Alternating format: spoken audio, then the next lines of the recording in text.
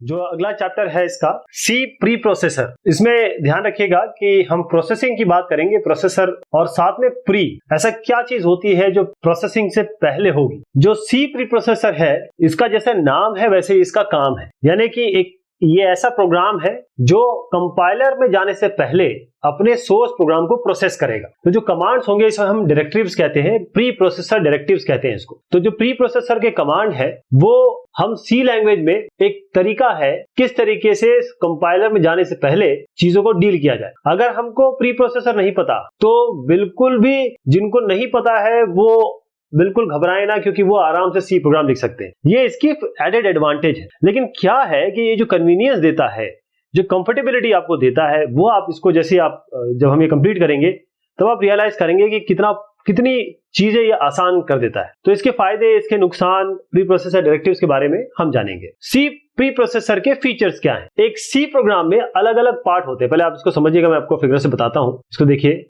सबसे पहले आप अपने प्रोग्राम को लिखते हैं। ओके, ये आपका हैंड रिटन प्रोग्राम हो सकता है, कॉपी पेन में हो सकता है। उसके बाद आप जाते हैं टेक्स्ट एडिटर पे, जैसे टीसी जो टर्बो सी वाला है, या TC plus plus, BC plus plus में कर सकते हैं, आप कोड ब्लॉक्स में कर सकते हैं। वहां पर प्रोग्राम लिखते हैं। वो प्रोग्राम यहाँ पर आ गया, इसको डॉट सी से सेव कर लेते हैं। ये जाता है प्री प्रोसेसर पे। अब प्री प्रोसेसर काम करता है तो ये जो pr1.c है ये .i बनता है, यानी कि यहाँ पर एक्सपैंडेड सोर्स कोड बनेगा। सोर्स कोड थोड़ा सा एक्सपैंड हो जाएगा।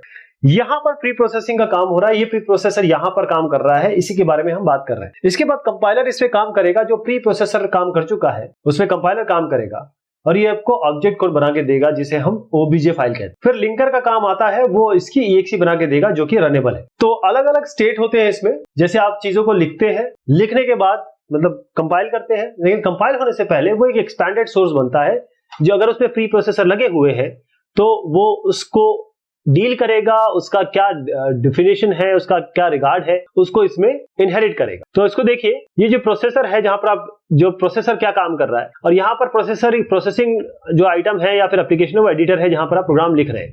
तो यहाँ पर सी सोर्स कोड है आपका जिसमें प्रोग्राम है और प्री प्रोसेसर के कमांड है। अब आता है प्री प्रोसेसर, मतलब ऐसा जो काम हो रहा है वो प्री प्रोसेसर कर रहा है। वो सी कोड फाइल को लेगा और वही सोर्स कोड फाइल को जनरेट भी करेगा, लेकिन यहाँ पर जो भी आपने प्री प्रोसेसर के कमांड दिए हुए हैं उसकी सॉर्टिंग होगी। वो क्या करता है, उसकी सॉर्टिंग यहाँ होगी। उसके बाद अगला काम होता है कंपाइलर का। वो सोर्स कोड जिसमें ये pre processor directives sorted out हो चुके हैं, उसको लेके इनपुट आपको एक रीलोकेटेबल ऑब्जेक्ट कोड देगा। उसके बाद लिंकर आएगा। लिंकर इस रीलोकेटेबल ऑब्जेक्ट कोड को लेगा। सी के जो भी लाइब्रेरी फंक्शन है, जैसे आप जो स्कैनफ, प्रिंटफ, math.h की फाइलें यूज करते हैं, उसके फंक्शंस यूज आपने किए हुए, उसकी लिंकिंग करेगा और एग्जीक्यूटेबल कोड बना देगा मशीन लैंग्वेज। तो जो प्री प्रोसेसर है, मैंने जैसे बताया कि इसके बहुत सारे डायरेक्टिव्स है। कमांड को हम इसमें डायरेक्टिव कहते हैं। और हर एक इस पहचान कैसे होती है कि ये प्री प्रोसेसर है, हर एक की शुरुआत हैश से होगी। किससे होगी? हैश से। सबसे बढ़िया बात है कि इसको प्रोग्राम में आप कहीं भी लिख सकते हैं। शुरुआत में लिख सकते हैं, ओके, कभी प्रोग्राम में लिख सकते हैं, लेकिन मोस्टली हम इसको प्रोग्राम के स्टार्टिंग में लिखते हैं। तो मैक्रो एक्सपेंशन हम देखेंगे। मैक्रो एक्सपेंशन होता है, फाइल इंक्लूजन होता है डायरेक्टिव, और कंडीशनल कंपाइलेशन होता है, और भी आपके डायरेक्टिव्स होते हैं। मैक्रो एक्सपेंशन क्या होता है? अब देखें मैक्रो, अब अगर आपको फंक्शन के बारे में हम बात कर चुके हैं तो मैक्रो समझना बहुत आसान हो जाएगा। मैक्रो एक तरीके से फंक्शन ही है, लेकिन हम डिफरेंसेस भी देखेंगे क्योंकि बहुत सारे डिफरेंसेस हैं इसमें। लेकिन इनहेरेंटली मैक्रो जो है फंक्शन जैसे ही काम करता है। आप देखिए, हमने कहा हैश डिफाइन अपर 25, स्पेस है इसके बीच में, हैश डिफाइन अपर 25। इससे क्या हुआ कि जब हम इस प्रोग्राम में गए तो ये जो अपर जहां पर भी मिलेगा, इसकी जगह ये 25 रिप्लेस हो जाएगा। इसका मतलब ये होगा कि हम बार बार इसको 25, मतलब अपने प्रोग्राम को हार्ड कोड क्यों करें। हम यहाँ पर 25 लिख देंगे तो कल को अगर ये चेंज होना है तो हम जहां जहां ये 25 है वो हर जगह चेंज करना पड़ेगा, ऐसा क्यों करें। तो फॉर लूप में अगर हम, या किसी भी लूपिंग कॉन्स्ट्रक्ट में अगर हम इसको यहां पर 25 दे दें तो ऑलरेडी 25 डिफाइंड है। इस प्रोग्राम में मान लीजिए 100 बार आप अपर यूज कर रहे हैं, 100 बार, तो ये हर बार 25 से रिप्लेस हो जाएगा। हैश डिफाइन अपर 25, ये हमने मेन के ऊपर लिखा है। तो जो स्टेटमेंट है इसको हम कह रहे हैं मैक्रो डेफिनेशन। क्या है ये? मैक्रो डेफिनेशन है। इसको मैक्रो डेफिनेशन के अलावा आप सिंपली मैक्रो भी कह सकते हैं। तो ये इसका काम क्या है, जहां जहां अपर दिखाई देगा प्रोग्राम में, वहां ये 25 से उसको रिप्लेस कर देगा। एक और एग्जांपल देखते हैं। जैसे आप जानते हैं पाई की वैल्यू 3.14145 होती है, जो भी आप यहां पर दे सकते हैं, इसकी प्रिसिजन कितना देना चाहते हैं। इस प्रोग्राम में हमारी एक जगह पीआई यूज हो रहा है। ऐसे हो सकता है कि आपका ऐसा प्रोग्राम हो जिसमें कई बार पीआई यूज हो रहा हो, मतलब पाई, जिसको हम ऐसे भी दिखाते हैं, जिसको हम 22/7 भी बोलते हैं, जिसको सर्कल से जिसकी हम बहुत रिलेट करते हैं इसको। तो हम यहाँ पर देखिए केवल एरिया निकाल रहे हैं पाई आर स्क्वायर। इसमें क्या होगा, जहां पाई होगा वहां 3.1415 रिप्लेस हो जाएगा, बस इतना समझिए। तो अपर और पाई इस प्रोग्राम में इसको हम कहते हैं मैक्रो टेम्पलेट्स। जहां पर ये 25 और आप ये जो पाई का नंबर देख रहे हैं, इसको हम कहते हैं ये मैक्रो का एक्सपेंशन है, क्योंकि अपर जो है वो अल्टीमेटली 25 और 3.1415 जो पाई है वो इसमें जाके चेंज हो रहा है। तो जब हम कंपाइल करेंगे प्रोग्राम को, इससे पहले कि सोर्स कोड कंपाइलर पे जाए, कंपाइलर से पहले ही जो सी का प्री प्रोसेसर है वो मैक्रो डेफिनेशंस को देखेगा। जैसे ही वो सारे हैश डिफाइन को देखेगा तो उसके हिसाब से जो काम है, जो मैक्रो टेम्पलेट है वो काम करेगा। जैसे इस केस में 25 और 3.1415 का रिप्लेसमेंट हो रहा है, केवल रिप्लेसमेंट हो रहा है। जब ये रिप्लेसमेंट हो जाएंगे सारे, उसके बाद ये कंपाइलर को दिया जाएगा। उसके बाद कंपाइलर इसे मशीन कोड में चेंज करने की शुरुआत करेगा। ध्यान रखिएगा कि ये हमारा ट्रेडिशनल है या कस्टमरी है कि हम इनको कैपिटल में लिखते हैं। जो मैक्रो है उनके लेटर्स को हम कैपिटल में रखते हैं। ये कस्टमरी है। अगर आप छोटे में लिखेंगे तो कोई एरर नहीं आएगा, लेकिन अगर आप बड़े में लिखेंगे तो ये एक सही प्रोग्रामिंग प्रैक्टिस है। अब जो मैक्रो टेम्पलेट है या मैक्रो एक्सपेंशन, इनको हम ब्लैंक या टैब से बीच में उनके दरमियान हम ब्लैंक या टैब देते हैं। मैंने कहने का तात्पर्य यह है कि हैश है, इसके बीच में आप डिफाइन कर रहे हैं और उसके बाद आपने कहा जैसे पाई, इसके बीच में आपने क्या दिया, स्पेस दिया ना, ब्लैंक कह रहा हूं मैं, और 3.14 जो भी आपको वैल्यू देनी है, तो इसके बीच में आप टैब भी दे सकते हैं, इसके बीच में आप स्पेस भी दे सकते हैं। अब एक बहुत नेचुरल सवाल दिमाग में आता है कि हैश डिफाइन हम क्यों यूज करें, क्या काम है। इस पाई को हम 3.1415 लिख सकते थे, कोई हमारा फर्क नहीं पड़ता।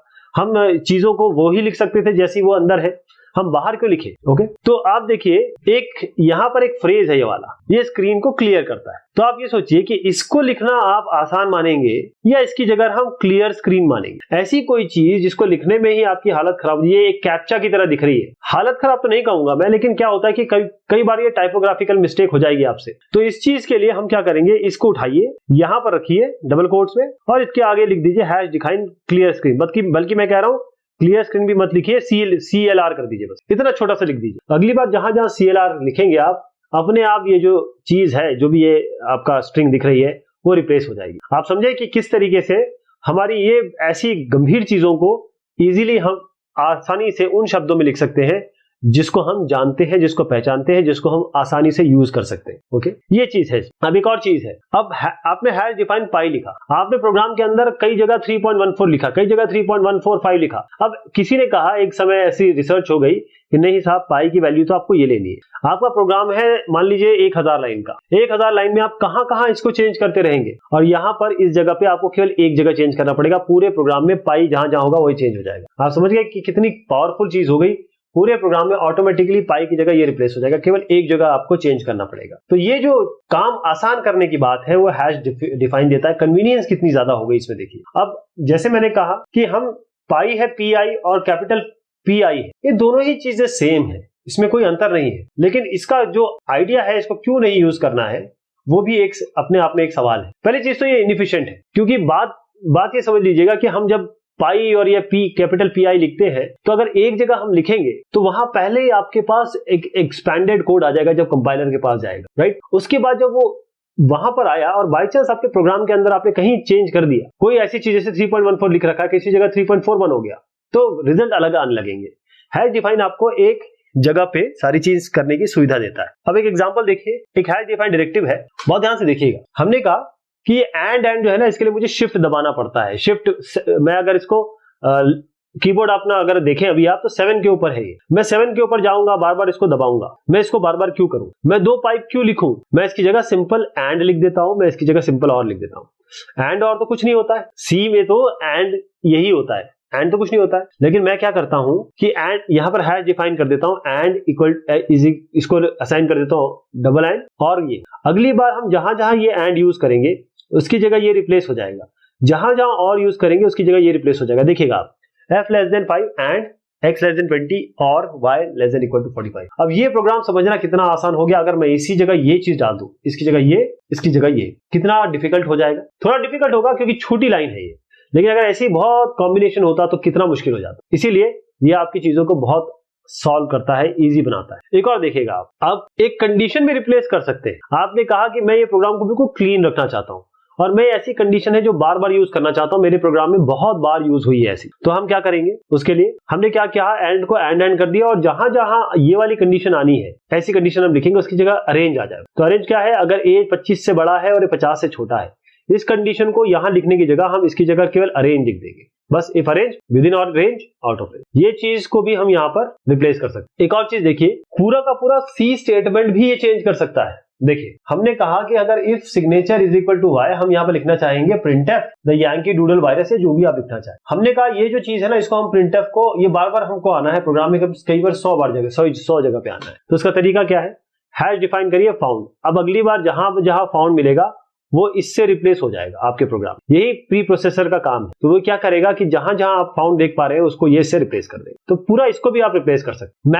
मैक्रोज विद आर्ग्यूमेंट्स, जो मैक्रोज अभी हमने यूज किए वो सिंपल मैक्रोज थे, लेकिन ऐसे मैक्रोज भी है जो फंक्शन की तरह काम करते हैं। जैसे फंक्शन काम करते हैं उसमें हम आर्ग्यूमेंट्स पास कर सकते हैं। देखिएगा हैश डिफाइन एरिया, यहां पर हमारे पास एक हमने आर्ग्यूमेंट दिया x, और यहां पर हमने कहा ये 3.14 इंटू एक्स, ये x जहां जहां हम एरिया x करेंगे और x यहां पर देंगे, इसकी जगह ये रिप्लेस हो जाएगा। इसका मतलब ये है कि R1 R2 हमने यहां दिया, a यहां दिया, और जैसे ही हम यहां पर R1 पास करेंगे, ये R1 जो है ये इधर जाएगा, R1 इंटू R1 हो जाएगा, मतलब 3.14 इंटू R1 इंटू R1। यहाँ R2 पास करेंगे, 3.14 इंटू R2, ए में रिजल्ट आएगा, ए को आप प्रिंट कर लेंगे। कहने का तात्पर्य यह है कि यहाँ पर आपने आर्ग्यूमेंट पास किया, इसी आर्ग्यूमेंट के बेस पे आपने यहाँ पर एक फंक्शन की तरह एक स्टेटमेंट दे दी, तो एरिया ऑफ सर्कल इस तरीके से आएगा आपका। इस प्रोग्राम में जो एरिया एक्स है वो अपना आप एक्सपैंड होता है इससे एक्सपैंड होने का मतलब ये है कि ये उस जगह पे जाके रख दिया जाएगा जैसे ये होता है, मतलब ये स्टेटमेंट सब्स्टिट्यूशन होता है। इसमें मैक्रो में स्टेटमेंट सब्स्टिट्यूशन होता है। अब हमने आर्ग्यूमेंट पास किया, तो अगर प्री प्रोसेसर काम करेगा, जब प्री प्रोसेसर काम कर चुका होगा, तो जब कंपाइलर के पास ये प्रोग्राम जाने वाला होगा तो किस तरीके से दिखाई देगा। यहां पर क्या था, यहां पर था एरिया ब्रैकेट में R1, ये यहां पर ये रिप्लेस होगा, यहां पर ये रिप्लेस होगा, यानी कि पूरी की पूरी तरीके से जो लाइन ऊपर दिख रही है वो वहां पर आके रख दी जाएगी।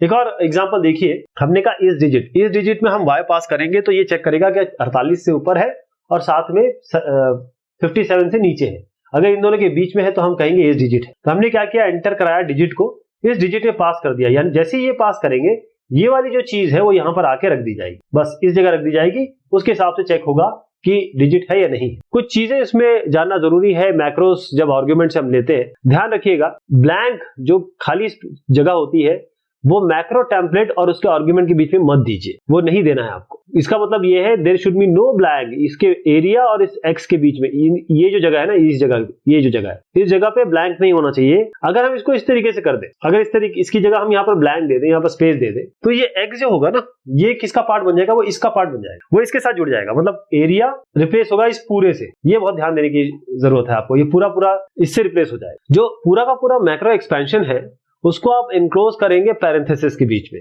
जैसे एक एग्जांपल देखिए, अगर हम पैरेंथेसिस में नहीं रखते, मान लीजिए ये है, इसको हमने पैरेंथेसिस में ऐसे नहीं रखा, तो क्या प्रॉब्लम क्या आएगी। जैसे हम स्क्वायर यहां पर करेंगे, स्क्वायर 4, अब देखिए जो स्क्वायर 4 करेंगे, स्क्वायर 4 का हम ये सोच रहे हैं ये 4 इंटू 4 आना चाहिए। स्क्वायर 4 क्या है, यहाँ पर 4 पास करेंगे तो 4 इंटू 4 क्या होता है 16, और 64/16 क्या होता है, ये 4 आना चाहिए, लेकिन रिजल्ट आ रहा है 64। क्यों? क्योंकि हमने एक्सपेक्ट किया था 4 आना चाहिए, 64/16 आ रहा है 4। क्यों? इसका कारण ये है कि जो ये है, अगर हमने यहाँ ब्रैकेट नहीं दिया तो इसकी जगह पे इस स्क्वायर 4 की जगह n क्रॉस n होगा, यानी कि 4 क्रॉस 4, यानी 64 डिवाइडेड बाय 4 क्रॉस 4, राइट। अब 64 डिवाइडेड बाय 4 क्रॉस 4 क्या होगा, पहले 64 किससे डिवाइड होगा, 4 से, उसके बाद इंटू 4 होगा, तो ये आपका 64 ही आ जाएगा। ये इसमें दिक्कत है, इसलिए इसको ब्रैकेट में देना बहुत आवश्यक हो जाएगा। ध्यान रखिएगा, आप मैक्रो को मल्टीपल लाइन में स्प्लिट कर सकते हैं। कैसे? यहाँ पर स्लैश लगाना पड़ेगा, बैक स्लैश, हर एक लाइन के बाद बैक स्लैश लगाइए, एक से ज्यादा लाइनें आप लिख सकते हैं। तो यहाँ पर आप देखिए कि हमने, अगर हमको फॉर लिखना है, उसके नीचे ये लाइन लिखनी है, क्योंकि ये 2 लाइन में हो गया, तो हम यहाँ पर बैक स्लैश लगाइए, यहाँ लिख दीजिए, सेमीकोलन लगा दीजिए। ऐसे ही आपको कोई वर्टिकल लाइन करना है एक्स वाई, तो यहाँ पर एक ब्रेस दीजिए, फिर स्लैश दीजिए, फिर ये लिख दी, दोनों एक लाइन लिखिए, स्लैश दीजिए, फिर दूसरी लाइन दीजिए, स्लैश दीजिए, क्योंकि ये भी एक नई लाइन में है। ऐसे आप लिख सकते हैं। जैसे ये आपका प्रोग्राम है, यहाँ पर ये बहुत अच्छे से चलेगा, क्योंकि एच लाइन और वी लाइन यहाँ पर आपको वर्टिकल लाइन दिखाएगा ये, और ये आपको हॉरिजॉन्टल लाइन दिखाएगा। मान लीजिए अगर आप डिबग करने में थोड़ा सा मुश्किलात आपको सामना करना पड़ता है मैक्रो का, तो हम जो एक्सपैंडेड कोड है ना वो भी देख सकते हैं। मतलब जो आपका सोर्स कोड आपका pr1.c है, तो इसका PR1 ये प्रोग्राम का नाम है .c है, तो PR1.i इसका एक्सपेंडेड सोर्स होगा। आप सीधा आप अपने इस PR1c को CPP अगर इस तरीके से करेंगे, मतलब एक कमांड के थ्रू, तो CPP मतलब होता है ये कमांड प्री प्रोसेसर के लिए, तो PR1.c करेंगे तो ये आपको PR1.i निकाल के देगा। PR1.i को आप खोलेंगे, वहां पर आपको दिख जाएगा ये, इसमें TC जो भी आपकी आप डायरेक्टरी बनाएंगे उसके अंदर दिखाई देगा। वहां पर इसको खोल के आप देख सकते हैं कि किस तरीके से चीजें एक्सपैंड। मैक्रोज और फंक्शंस में क्या अंतर है? अभी हमने जो भी एग्जांपल की बात की उसमें हमने जैसे एरिया कैलकुलेट किया, अब वो फंक्शन की तरह काम कर रहा था, मैक्रो भी फंक्शन की तरह काम कर रहा था। अब जब मैक्रो और फंक्शन एक ही जैसे काम कर रहे हैं तो इसमें अंतर क्या है? अंतर तो है, दोनों अलग अलग चीजें हैं। तो अंतर के बारे में अगर हम बात करें तो जो मैक्रो कॉल हम जब करते हैं, प्री प्रोसेसर का क्या करता है कि मैक्रो के टेम्पलेट को जो भी लाइनें उसके सामने लिखी हुई है उसको बाकायदा उठा के वहां रख देता है, यानी कि लिटरल वे में उन लाइनों को उठा के उस जगह रिप्लेस कर देता है। फंक्शन कॉल में ऐसा नहीं होता। फंक्शन कॉल में कंट्रोल जो है फंक्शन के स्टार्टिंग में जाता है, फंक्शन अपना काम करता है, फंक्शन के एंड से या रिटर्न अगर होता है तो वो वापस आता है, रिटर्न के साथ कोई वैल्यू रिटर्न करता है। तो यहाँ पर कंट्रोल की बात हो रही है। ध्यान रखिएगा कि क्योंकि यहाँ पर लाइन आप रिप्लेस करते हैं, अगर आपका मैक्रो का साइज कम है, मैक्रो के इंस्ट्रक्शन का साइज कम है, तब तो ये फास्ट है। किससे फास्ट है? फंक्शन से बहुत फास्ट। लेकिन जहां आप बात करते हैं मैक्रो और बड़े बड़े लाइन आप देते हैं, ज्यादा लाइनें देते हैं, तो क्योंकि यहाँ पर लाइन का रिप्लेसमेंट होता है, तो आपने किया क्या? आपने लाइनों का रिप्लेसमेंट किया, वो सारी की सारी लाइन जाएगी, यानी कि प्रोग्राम साइज आपका बढ़ जाएगा। आप यही तो कर रहे हैं। हर एक जगह पे जहां जहां जरूरत होगी वहां पर मैक्रो एक्सपैंड होगा, अपनी लाइनें उठा के वहां रख देगा। वो लाइनें सारी वहां पर अगर आ गई, इसका मतलब ये है कि आपका प्रोग्राम का साइज बढ़ गया। फंक्शन का मेन मतलब तो यही है ना कि आपने जब एक फंक्शन लिखा तो केवल 4 लाइनें लिखी, उसको केवल कॉल कर रहे हैं, वो 4 जो लाइनें हैं वो 100 जगह जाके रिप्लेस नहीं हो रही है जैसे कि मैक्रो करता है। एक बार जब हम आर्ग्यूमेंट पास करते हैं फंक्शन में और रिटर्न लेके आते हैं, ये थोड़ा सा प्रोग्राम को स्लो बनाता है। फंक्शन आपके प्रोग्राम को स्लो बनाता है, इसमें आप ये बिल्कुल बनी बात है। लेकिन मैक्रो में आप इस चीज को अवॉइड करते हैं क्योंकि आप उस जगह पे चीजों को रख देते हैं। तो स्टोरी ये है, जो भी क्रक्स हमने ये देखा कि मैक्रो सिंपल है और बड़े आराम से दिखते हैं, शॉर्ट हैंड का काम करते हैं, और जो फंक्शन कॉल का जो सरदर्द है, जो ओवरहेड है, इसको ये थोड़ा सा कम करते हैं। लेकिन अगर आपका मैक्रो बड़ा है तो ये आप इससे बेटर ये है कि आप फंक्शन यूज करें, क्योंकि अल्टीमेटली ये बहुत सारी लाइनें वहां जाके हर जगह पे रिप्लेस करेगा, जो कि आपके प्रोग्राम का साइज बढ़ाएगा। फाइल इंक्लूजन अब देखिए, आपने देखा होगा #include stdio.h, #include conio.h, ये आपने किया। तो जो दूसरा प्री प्रोसेसर डायरेक्टिव है वो है फाइल इंक्लूजन। जो डायरेक्टिव है ये आपकी फाइल जो आपके पास है, जो आपको C या C++ या जावा देती है, इनको हम इंक्लूड कराते हैं। तो जो C की बात अगर मैं कर रहा हूं, तो जो प्री प्रोसेसर कमांड है फाइल इंक्लूजन में, उसमें इस तरीके से दिखता है, ये हैश लगा हुआ है, तो #include stdio.h, ये भी क्या है? ये भी आपका एक प्री प्रोसेसर डायरेक्टिव। इसका सिंपल मतलब ये होता है कि इस फाइल नेम के सारे कंटेंट जो है उठाइए और उस प्रोग्राम में अंदर लाके डाल, एक तरीके से उठाइए और रख दीजिए। तो अगर हमारे पास बड़ा प्रोग्राम है, इसको समझिए, इसको मैं बताना चाहता हूं आपको कि फाइल हम इंक्लूड कर रहे हैं, यानी कि वो एग्जिस्ट कर रही है मतलब वो कहां पर है और उसे हम कैसे यूज कर रहे हैं। तो पहली चीज तो ये है कि अगर हमारे पास एक बड़ा प्रोग्राम है तो बेटर ये रहता है कि कोड को हम डिवाइड कर दें अलग अलग पार्ट में, ताकि हमारे पास रिलेटेड फंक्शन हो, वो काम करे जो जिसकी आवश्यकता है। अगर आपके पास अगर अच्छी प्रोग्रामिंग प्रैक्टिस करनी है तो अलग अलग सेक्शन को अलग अलग रखिए, जो काम जो करता है उसको अलग अलग सेक्शन में रखिए। इसको हम इंक्लूड कर सकते हैं beginning of the main program. कुछ ऐसे फंक्शन होते हैं या कुछ ऐसे मैक्रो डेफिनेशन होती है, वो हमें हर जगह जरूरत पड़ती है इनकी। तो ये जो कॉमन फंक्शन या मैक्रो डेफिनेशन है, इसको हम क्या करें, इसको किसी फाइल में स्टोर करें और उसके बाद हम इसको फाइल को इंक्लूड कर लें। उसको इंक्लूड कर ले, आप ज्यादा बार बार टाइप करने से अच्छा उसको अपने प्रोग्राम में इंक्लूड कर। तो जो कॉमन फाइल है उन सबको हम क्या करते हैं, जो कॉमन है इस फाइल में, उसमें हम क्या करते हैं कि .h एक्सटेंशन, जैसे stdio.h जो आपने इंक्लूड किया, बेसिकली वो हेडर फाइल है। .h का मतलब होता है हेडर फाइल। तो हेडर फाइल ये आप इंक्लूड करें अपने प्रोग्राम में, जो इसकी फंक्शनैलिटी होगी, जो इसका डेफिनेशन होगा, बेसिकली जो प्रोटोटाइप होगा, वो आपके लाइब्रेरी में जाएगा। जैसे अगर आप math.h इंक्लूड करते हैं तो इसके अंदर जो फंक्शन है उसका जो लाइब्रेरी फाइल है उसमें इसके कंटेंट रहेगा, इसका डेफिनेशन रहेगा, और जैसे math.h है, conio.h है, ये सारों में आपकी हेडर फाइल होगी। इसी को आपको इंक्लूड करना पड़ेगा, बाकी कंटेंट को नहीं, क्योंकि लाइब्रेरी फाइल ऑलरेडी आपने कहीं ना कहीं डायरेक्टरी या पाथ सेटिंग में इसको इंक्लूड कर रखा होगा। तो आप देखिए दो तरीके हैं इसमें, हमारे पास कुछ तरीके तो हैं इसमें, दो इंक्लूड तरीके हैं हैश इंक्लूड के। ये है hash include F file name, hash include ये वाला फाइल नेम। मतलब एक बार आप डबल कोट से कर रहे हैं, एक बार आप ऐसे ये जो एंगल ब्रैकेट है उनसे कर रहे हैं। इनका क्या अंतर होता है? अगर हम हैश इंक्लूड डबल कोट से कर रहे हैं किसी फाइल को, या हम हैश इंक्लूड एंगल ब्रैकेट से कर रहे हैं, तो इसका मतलब क्या होता है? मान लीजिए हमने कहा हैश इंक्लूड goto.c, ये जो कुछ भी हो सकता है, हमने डबल कोट्स में इंक्लूड किया, तो इसका मतलब ये होता है कि जो कमांड होगा वो करंट डायरेक्टरी में देखेगा, साथ में और भी जो भी डायरेक्टरीज होंगी उसके अंदर इंक्लूड पाथ में वो सबको देख लेगा। आप समझ रहे हैं? इसका मतलब ये है कि जो कमांड है वो पहले तो goto.c वो करंट डायरेक्टरी में तो देखेगा, बल्कि जो सर्च पाथ आपने इंक्लूड कर रखा है उसके अंदर जितनी भी डायरेक्टरीज होगी वो सब में देखेगा। अगर आप एंगल ब्रैकेट करते हैं तो आपने जो स्पेसिफाइड डायरेक्टरी है उसी में देखेगा। स्पेसिफाइड लिस्ट ऑफ डायरेक्टरी एक, ये इसमें भी देख रहा है, करंट डायरेक्टरी में देख रहा है, ये केवल स्पेसिफाइड लिस्ट ऑफ डायरेक्टरी में देख रहा है। ये अंतर है डबल कोट्स और एंगल ब्रैकेट। तो इसका मतलब ये है कि जो इंक्लूड सर्च पाथ है वो कुछ ऐसा नहीं है, वो लिस्ट ऑफ डायरेक्टरी है जो आप अपने आप देते हैं कि भाई हम जब कोई कंपाइलर लेते हैं तो हमारे डायरेक्टरीज के अंदर ऑप्शंस होते हैं, वहां पर हम जाके बताते हैं कि आपको कहां ढूंढना है। जैसे हमने कहा लाइब्रेरी फाइल कहां ढूंढना है, तो हमने कहा c:/lib। एक एग्जांपल दे रहा हूं आपको, आपकी लाइब्रेरी आपने खुद बनाई हुई है, तो c:/mylib, इसको कोलन से अलग अलग कर लेते हैं, और ये जो हमने बनाई है, मान लीजिए हमारे डी में भी कुछ रखा हुआ है, तो होता क्या है कि ये जो हमारी एक लिस्ट है सब डायरेक्टरीज की, वो या फिर डायरेक्टरीज की, ये जो लिस्ट है इसमें ये जाके देखेगा। ये इसकी बात है। यहाँ पर आप ध्यान रखिएगा कि कैरेक्टर की लेंथ होती है, और ये रिलेटिव या एब्सोल्यूट पाथ दोनों देख सकते हैं, यानी कि आप डॉट करके dir/inc फाइल इंक्लूड फाइल भी लिखेंगे तो भी ये वैलिड पाथ है। कंडीशनल कंपाइलेशन क्या होता है? अब हम ये चाहते हैं, देखिए इफ एंड इफ, अगर ये तो ये, नहीं तो ये। तो अगर हमारे पास ऐसा कुछ करना चाहें कि मैं अगर ये ट्रू हो, अगर ये डिफाइन हो, ये सही हो, ये हमने बताया हो, तब करिए, नहीं तो मत करिए। कंपाइलर को आप चाहते हैं कि कोई पार्ट आपका वो छोड़ दे, कोई पार्ट पकड़ ले किसी कंडीशन के हिसाब से, तो यहाँ पर if def एंड if ये हम लगा। तो देखिए यहाँ पर हमने कहा if def, अगर ये डिफाइन है तब तो आप ये करिए, एंड इफ कर लीजिए। इसका मतलब ये है कि अगर ये मैक्रो नेम ये हैश डिफाइंड है, ये अगर वाकई में आपने इस मैक्रो को डिफाइन किया हुआ है, तो ये जो ब्लॉक ऑफ कोड है इसको चलाइए, नहीं तो नहीं चलाइए। इसका मतलब ये। अब if def कहाँ यूजफुल होगा, किस जगह पे यूजफुल होगा? जब आप किसी प्रोग्राम के एक पार्ट को आप चलाना चाहें, यानी कि अगर 3 केसेस आप देखिए, अगर आप कोई ऐसी एब्सोल्यूट लाइन है जिसको आप कमेंट आउट कराना चाहते हैं, हटाना चाहते हैं, वो तभी चलाना चाहते हैं जब जरूरत हो सकता है कि आप लास्ट मिनट में क्लाइंट को देना है और आप उस कोड को रखना भी चाहते हैं, लेकिन उसको चलाना भी नहीं चाहते, आप बार बार चीजों को लिखना नहीं चाहते हैं, इसलिए आप डिलीट नहीं करना चाहते ओल्ड कोड को, रखना चाहते हैं लेकिन उसको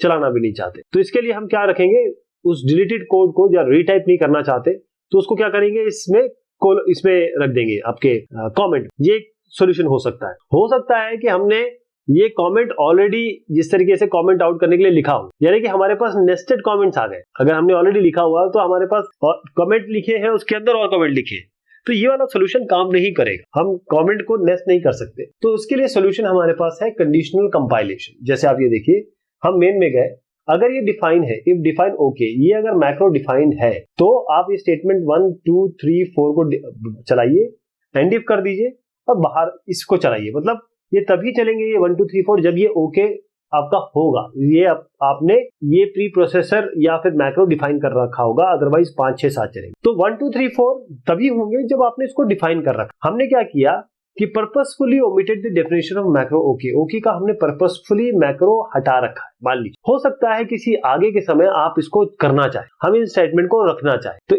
इसमें आपको क्या करना पड़ेगा, केवल ये इफ डेफ और एंड इफ को ही तो हटाना पड़ेगा। देखिए मैं जो आपको पहले बता रहा था, मैं इन चारों लाइनों को नहीं चलाना चाहिए, मैंने ये डिफाइन भी नहीं किया है, ओके डिफाइन भी नहीं किया है, तो इफ ओके ये चलेगा, क्योंकि वो फिर डिफाइन ही नहीं किया तो ये नहीं चलेगा, ये चलेगा। हम इन्हीं को चलाना चाहते हैं। किसी एक समय ऐसा होगा कि मैं इन चारों लाइन को चलाना चाहता हूँ, तो केवल ये लाइन और ये लाइन ही तो हटानी पड़ेगी। ये इसका फायदा है, ये इसका प्रयोजन है। और एक और सोफिस्टिकेटेड जो यूज है इसका, एम्प्लॉयमेंट है इफ डेफ का, जब हम प्रोग्राम को पोर्टेबल बनाना चाहते हैं, हम चाहते हैं कि अलग अलग कंप्यूटर, अलग अलग कॉन्फ़िगरेशन, अलग अलग सिस्टम में हमारा प्रोग्राम वैसे ही वर्क करे जैसे हर एक मशीन में करना चाहिए। तो इसके लिए हम क्या करेंगे कि हर एक लाइन को आइसोलेट कर देंगे इफ डेफ से। देखिएगा किस तरीके से, यदि इफ डिफाइंड इंटेल, अगर ये इंटेल डिफाइन है तो ये इंटेल पीसी के लिए है, नहीं तो अगर इसके लिए डिफाइन नहीं है तो एल्स पे जाएंगे, ये मोटोरोला के लिए है, एल से इंटेल, जैसे आप लिटिल इंडियन, बिग इंडियन वगैरह सुनते हैं, तो ये कोड आप दोनों कंप्यूटर जो इंटेल बेस्ड है या मोटोरोला बेस्ड है उन दोनों के लिए चला सकते हैं। तो ये इसका एक सोफिस्टिकेटेड यूज है। तो हम यहाँ इस प्रोग्राम में हमने क्या किया, तो इस प्रोग्राम को हम कंपाइल करेंगे,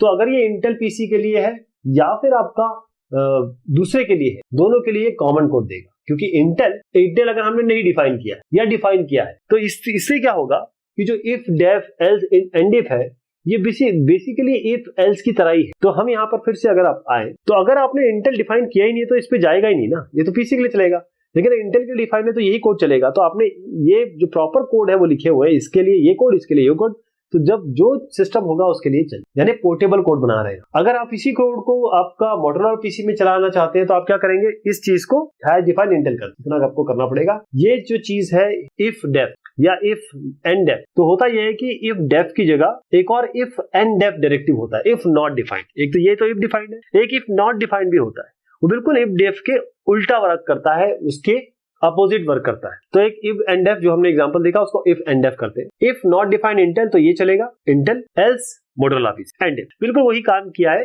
एंड इफ ये आपके ऊपर है कि आप इसमें क्या कोड लिखना चाहिए, ये केवल एग्जाम्पल के लिए बताया गया। अब आपके पास एक माई फंक्शन आपने बनाया हुआ है myfile.h, जिसमें डिफाइन किया हो, वैसे तो myfile.h में डिक्लेयर होगा वो। अब ये myfile1.h में इंक्लूडेड है, ध्यान रखिएगा। एक आपने फंक्शन बनाया वो myfile.h में भी है, myfile1.h में भी। अब जैसे आपका प्रोग्राम चलेगा, now if your program file, ये हैश इंक्लूड में ये दोनों चीजें, दोनों में उसको फंक्शन मिल जाएगा। अब फंक्शन जब मिल जाएगा तो हो जाएगा, कंपाइलर एक एरर देगा कि मल्टीपल डिक्लेरेशन है।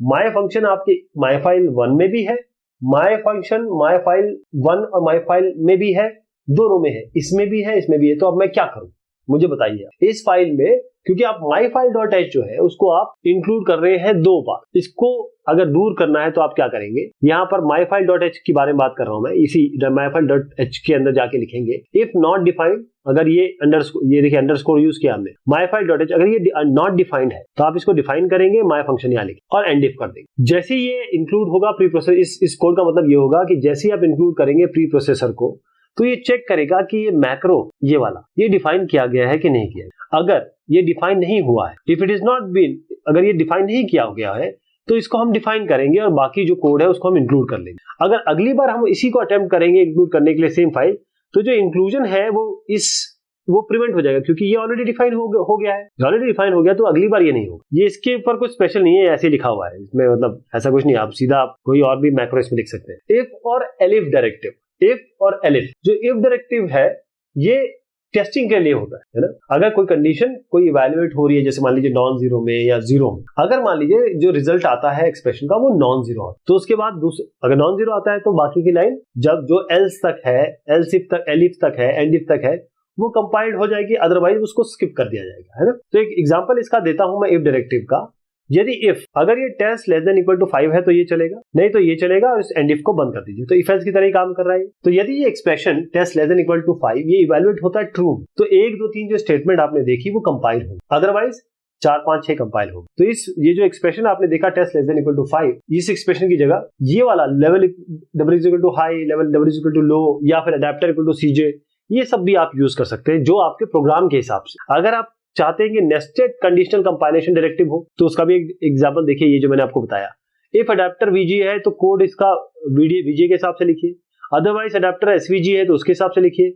अगर ये दोनों ही नहीं है तो किसी और के हिसाब से, जैसे और कोई एक्सटेंडेड ग्राफिक अडेप्टर हो सकता है उसके हिसाब से लिख दीजिए। तो ये आपके कोड को और सुपीरियर बना रहा है, हर चीज के लिए पोर्टेबल बना रहा है, साथ में पोर्टेबिलिटी के साथ आपको ये एक अलग अलग चीजों को डील करने की क्षमता भी दे रहा है। तो यहां पर हमने देखा कि हमने और थोड़ा सा इसको देखिए, मैं और इसको भी कॉम्पैक्ट बना सकते हैं एलिफ के द्वारा। इसी चीज को जैसे हमने देखा था ना, इफ एल्स में बार बार इफ एल्स की जगह देने की जगह हम एल्सिफ यूज करते थे। इसको और कॉम्पैक्ट बनाया जा सकता है। जैसे देखिए वही प्रोग्राम है सेम, इफ अडेप्टर वीजीए ये वाला सब चलेगा, एलिफ कर दीजिए बस। अगर वीजीए नहीं है, एसवीजी है, तो ये एल्स ये, तो ये प्रोग्राम जो है ये वाला, इसको थोड़ा सा हमने और कॉम्पैक्ट कर दिया एलिफ यूज करके। एलिफ का काम यही है। तो जो अगर आपको इफ एल्स और ये इफ एल्स वाले जो कॉन्स्ट्रक्टर का समझ में आ गए हैं तो इसमें भी आपको कोई परेशानी नहीं है। मिसलेनियस डायरेक्टिव, अब मिसलेनियस डायरेक्टिव भी देख ले। दो आपके और भी प्रोसेसर प्री प्रोसेसर डायरेक्टिव आपके पास है, एक अनडेफ है, एक प्रैग्मा है। तो जो अनडेफ डायरेक्टिव होता है, हम कई ऐसे ओकेजन हमारे पास आते हैं, हम कोशिश यहाँ पर करते हैं, ये अनडेफ मतलब होता है अनडिफ। हम कई ऐसे ओकेजन आते हैं तो हम चाहते हैं कि एक डिफाइंड नेम को हम अनडिफाइन कर दें, तो उसके लिए हम अनडेफ डायरेक्टिव यूज करेंगे। मान लीजिए कोई मैक्रो है, उसको हम अनडिफाइन करना चाहते हैं, उसको हम कैसे करेंगे? अनडिफाइंड डायरेक्टिव से। कोई चीज डिफाइंड है, उसको अनडिफाइन करने के, जैसे हमने कोई डिफाइन कर रखा है, तो मान लीजिए टेम्पलेट मैक्रो का कोई मैक्रो है, ये उसको अनडेफ करने के लिए हम अनडेफ मैक्रो टेम्पलेट कर देंगे। तो अगर हम यहाँ पर करेंगे हैश अनडेफ पेंटियम, तो इससे हुआ क्या, जो डेफिनेशन होगी पेंटियम की वो उस सिस्टम से रिमूव हो जाएगी। उसके बाद जो इफ डेफ पेंटियम स्टेटमेंट जो भी उसके होंगे, वो आपके जो भी कभी भी आप इफ डेफ आप यूज करेंगे पेंटियम, तो हमेशा फॉल्स आएगा, क्योंकि ये आपने अनडेफ करके हटा दी। बहुत कम इसका रिक्वायरमेंट होती है, बहुत कम इसको यूज करते हैं हम। एक प्रैग्मा डायरेक्टिव है। ये प्रैग्मा डायरेक्टिव क्या करता है? एक और स्पेशल पर्पस डायरेक्टिव है, ताकि आप ऑन और ऑफ कर सके किसको, कुछ फीचर्स है हमारे पास उनको। ये प्रैग्मा ध्यान रखिएगा, ये थोड़ा कंपाइलर डिपेंडेंट होता है। बहुत सारे प्रैग्मास हमको जो माइक्रोसॉफ्ट सी कंपाइलर में मिलते हैं, वो जो फॉर्मेटिंग है ना सोर्स लिस्टिंग की, उससे डील करते हैं। या किसी जगह कमेंट डालना ऑब्जेक्ट फाइल में, जो कंपाइलर निकल के आ रहा है उसकी जगह हमको कुछ ऑब्जेक्ट फाइल में कमेंट डालना है। जो टर्बो C++ कंपाइलर की बात अगर करें, तो इसमें प्रैग्मा है जो वार्निंग सप्रेस करने में काम आता है, कि कोई वार्निंग आए तो उसको सप्रेस कर दिया जाए, उसको रोक दिया जाए। इसको मैं बताता हूँ इस तरीके से, जैसे आपने कहा प्रैग्मा स्टार्टअप या कहा प्रैग्मा एग्जिट, ये जो डायरेक्टिव है वो उन फंक्शन को बनाने में हमारी मदद करते हैं that are called upon program startup. अगर कुछ ऐसे डायरेक्टिव्स है, कोई ऐसे फंक्शंस है जो प्रोग्राम स्टार्टअप पे आते हैं, उसके लिए प्रैग्मा स्टार्टअप। कुछ ऐसे है जो प्रोग्राम के एग्जिट पे, जो प्रोग्राम टर्मिनेट होने के जस्ट पहले काम करेंगे, उसके लिए हम प्रैग्मा एग्जिट कर सकते हैं। जैसे हमने कहा वॉइड फंक्शन दो हमारे पास फंक्शन, ये प्रैग्मा है स्टार्टअप fun1, प्रैग्मा है एग्जिट fun2। जैसे आप यहाँ पर एंटर करेंगे ये fun1 चल जाएगा, जब एग्जिट करेंगे तो fun2 चल जाएगा। तो ये fun1 यानी कि आप सबसे पहले आप स्टार्टअप में fun1 चलेगा इनसाइड F1, फिर इनसाइड मेन ये N है, उसके बाद उसकी ये fun2 चलेगा। तो ये fun1 मेन और fun2 इस तरीके से चलेगा। ध्यान रखिएगा, ये fun1 और fun2 ये ना तो वैल्यू रिसीव कर रहे हैं ना वैल्यू रिटर्न कर रहे हैं। अगर आप चाहते हैं कि दो फंक्शन एग्जीक्यूट हो जाए स्टार्टअप पे, तो आपको दोनों करने पड़ेंगे डिफाइन प्रैग्मा के साथ, लेकिन रिवर्स ऑर्डर में, जिस ऑर्डर में आपको उसको कॉल करना। प्रैग्मा वार्न, ये कंपाइलर को बताता है, ये डायरेक्टिव है कि हम किसी वार्निंग को दबाना चाहते हैं, सप्रेस करना चाहते हैं, नहीं करें। इसका एग्जांपल देता हूं। जैसे आपने कहा प्रैग्मा वार्न, ये हाइफन है RVN रिटर्न वैल्यू, ये है आपका पैरामीटर नॉट यूज, ये है अनरीचेबल। जब भी प्रोग्राम चलेगा हम ये चाहते हैं कि ये जो चीजें हैं इसको हम सप्रेस करना चाहते हैं। अगर कोई ऐसी वार्निंग आने वाली है उसको सप्रेस करना चाहते हैं। जैसे यहाँ पर है a=5, ये आपका दूसरा फंक्शन है, या तीसरा फंक्शन है, चौथा फंक्शन है। अब इसमें देखिए रिटर्न वैल्यू की भी बात हो रही है, और पैरामीटर, ऐसे कई पैरामीटर है जो हम इसमें यूज नहीं कर रहे हैं। कोई ऐसा कोड है जो अनरीचेबल हो जाएगा, जो कभी पहुंचेंगे नहीं पहुंचे। मान लीजिए आप यहाँ पर कर रहे हैं रिटर्न x, तो इस कोड पे आप इस लाइन पे जाएंगे, कभी भी नहीं आएंगे, इस लाइन पे कभी नहीं आ सकती, अनरीचेबल कोड है, राइट। और इस तरीके से अगर हम देखें कि हम ये F2 में हम ये पास तो कर रहे हैं, हम कई चीजें ऐसे देख रहे हैं कि रिटर्न वैल्यू हमारे पास आनी चाहिए, रिटर्न वैल्यू नहीं आ रही है, क्योंकि जब इसमें ये रिटर्न हम x ले रहे हैं और रिटर्न कहीं यूज नहीं कर रहे हैं, तब कैसा? ओके, तो अगर इस तरीके से प्रोग्राम में हम जाएंगे तो देखिए कि हमने F1 रिटर्न ही नहीं कर रहा है। F1 doesn't return a value, F1 is not returning value, दो ये रिटर्न इसका इंट दिया हुआ है, यहाँ कोई ये इंटीजर इसका रिटर्न टाइप है। दूसरे में आप देखिए कि जो पैरामीटर x है जो हमने F2 में पास किया, उसको हमने F2 में यूज ही नहीं किया। F2 में जो पैरामीटर का x पास किया वो कहाँ यूज किया, हमने यूज ही नहीं किया। तीसरे में देखिए जो x++ है वो कभी पहुंचेगा नहीं, क्योंकि वो रिटर्न के नीचे दिया हुआ है, कभी आप जाएंगे नहीं उसमें। तो इन सब चीजों में इस जगह पे हम कंपाइलर आपको जरूर वार्निंग देने वाला है, लेकिन इसके पहले कि हमने प्रैग्मा दे दिया, हमने क्या किया कि उस प्रैग्मा के कारण वो सारी की सारी वार्निंग सप्रेस हो जाए। अगर इस नेगेटिव साइन को हम प्लस कर देते, ये वाला वैसे नेगेटिव नहीं है, ये डैश साइन, अगर इस डैश को, इस वाले को, इस नेगेटिव को हम अगर पॉजिटिव कर देते, यहाँ पर इसको हम पॉजिटिव कर देते, तो क्या होगा, ये वार्निंग आती, लेकिन करने का फायदा क्या है, क्योंकि अपने आप वार्निंग तो आ रही है। और ये भी बैड आइडिया है कि आप वार्निंग को सप्रेस कर दो, क्योंकि वार्निंग को सप्रेस करेंगे, अगर प्रोग्राम की एरर आपको नहीं पता चल रही है, उसको ठीक नहीं कर रहे, तो आपका प्रोग्राम कहीं ना कहीं जाके आगे आपको दिक्कत करेगा। तो समराइज करते हैं, जो प्री प्रोसेसर डायरेक्टिव है ये आपको मुझे एनेबल करता है कि हम ऐसे प्रोग्राम लिख सके जो आराम से हम डेवलप कर सके, रीड कर सके, मॉडिफाई कर सके और ट्रांसपोर्ट कर सके अलग अलग कंप्यूटर सिस्टम। हम अलग अलग प्री प्रोसेसर डायरेक्टिव का यूज करते हैं, जैसे हैश डिफाइन है, हैश इंक्लूड है, इफ डिफाइन है, हैश एल्स है, हैश एनडिफ है, हैश इफ है, हैश एलिफ है। जो डायरेक्टिव लाइक अनडेफ और प्रैग्मा है थोड़ा कम यूज होते हैं, लेकिन इसका भी जैसे आप और प्रोग्रामिंग लेवल पे जाएंगे तो आप देखेंगे इसका भी यूज है। तो ये बात हो गई इस पूरे चैप्टर की, इसे हम कहते हैं सी प्री प्रोसेसर डायरेक्टिव। बहुत शुक्रिया, बहुत मेहरबानी आपसे।